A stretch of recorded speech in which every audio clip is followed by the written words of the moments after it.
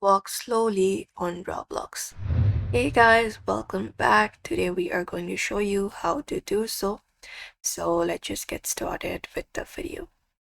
So you can head over to roblox.com, the Roblox app on your particular device. So if you're on mobile, you do not need any extra settings. You can just go ahead and move the joystick slightly forward instead of pushing it all the way. And the less you push, the slower your character moves.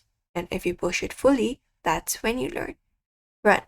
So when you head over to game, let me just head over to any of the game.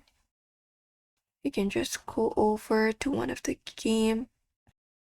You will be finding your character like this. So if you'd like to go ahead and make the character slow or everything, it also depends upon game.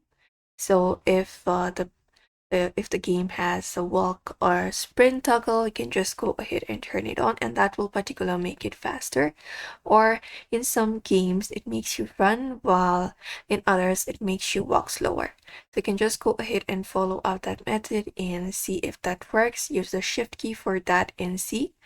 If not that, we even can use controller. So in some games, we can use controller. When we go ahead and use controller, you can lightly tilt the left stick to walk slowly, and the harder you push, the faster your avatar moves. That's why some people say you need controller, but that is not the only way you can follow up that way. That is one of the easiest method you can follow up if you'd like to move slowly.